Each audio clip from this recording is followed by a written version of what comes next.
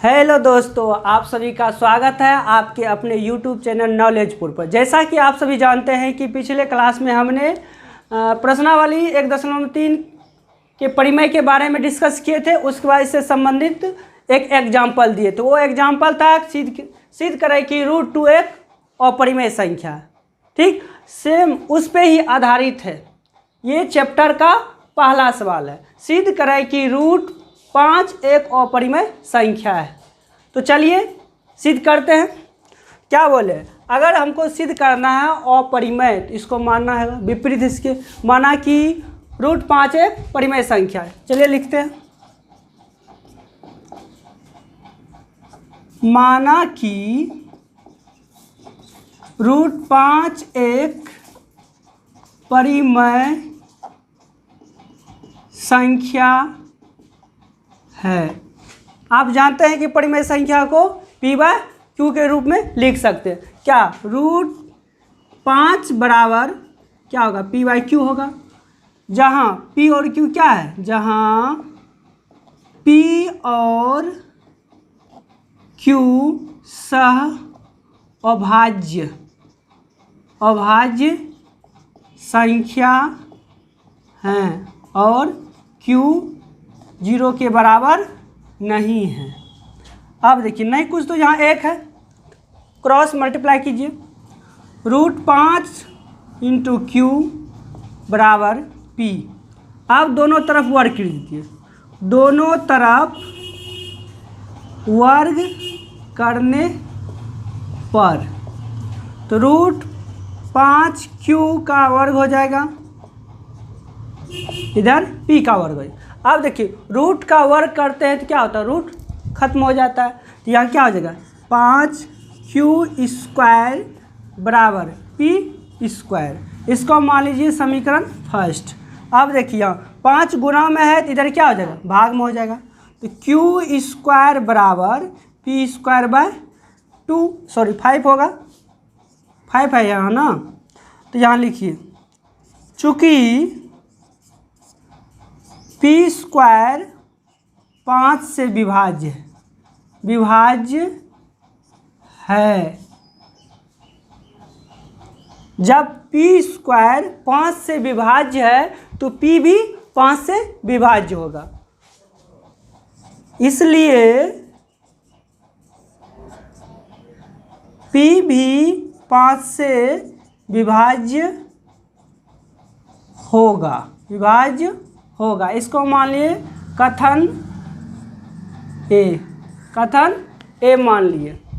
अब देखिए, P भी 5 से विभाज्य होगा। कहाँ से हम ये लिखे, परिमेय 1.3 के अनुसार। वहाँ क्या बताए थे, जब यहाँ पर A²/P यही था, जब A² को P विभाजित कर रहे हैं तो इसका मतलब क्या, A को P क्या करेंगे, विभाजित करेंगे। A² को जब कर रहे हैं तो A को भी P विभाजित करेंगे। चलिए यहाँ मानते हैं। तो कहाँ चल गए,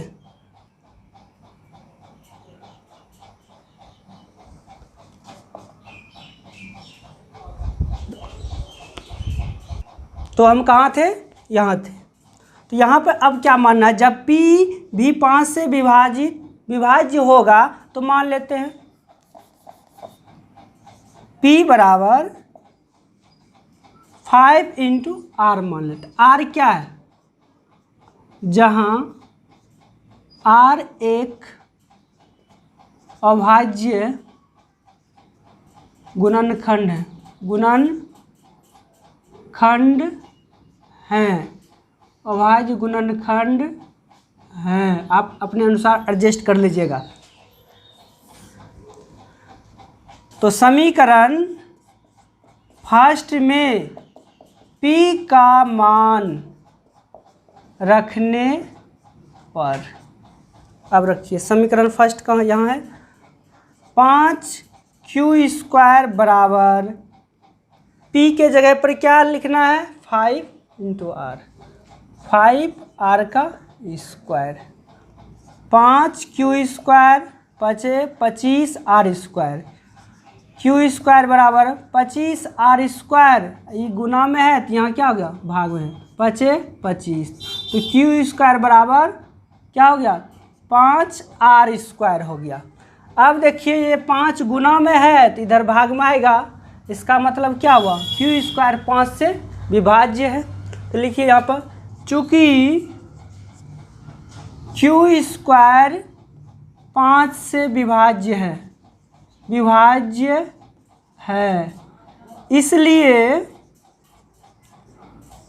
इसलिए क्यू भी 5 से विभाज्य होगा। इसको कथन बी मान लीजिए, देखिए जगह का तो कमी हो गया, हम ऊपर मिटा रहे हैं। चलिए ऊपर हम मिटा रहे हैं।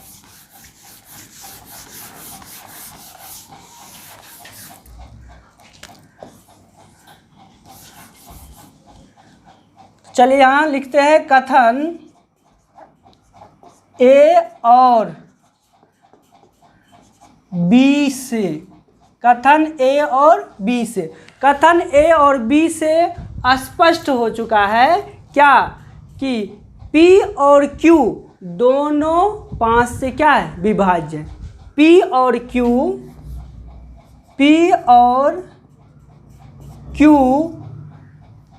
2 से विभाज्य है, इसलिए P और Q का एक उभयनिष्ठ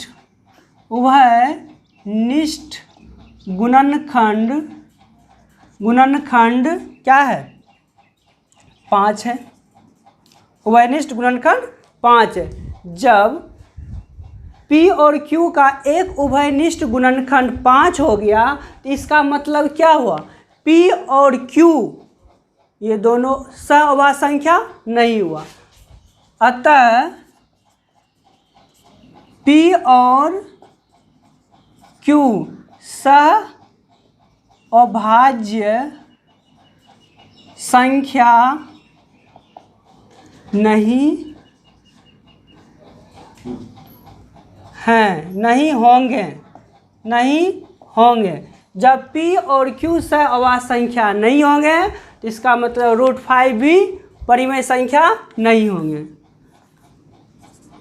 इसलिए √5 भी परिमेय संख्या नहीं है।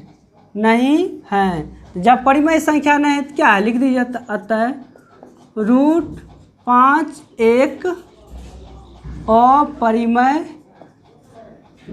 संख्या है,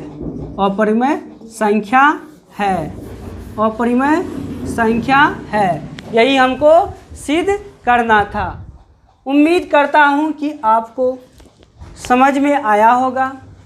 अगर समझ में नहीं आया तो वीडियो को पीछे खींचिएगा, फिर से देखिएगा। उसके बाद भी अगर समझ में नहीं आए तो कमेंट बॉक्स में जाके कमेंट कीजिएगा।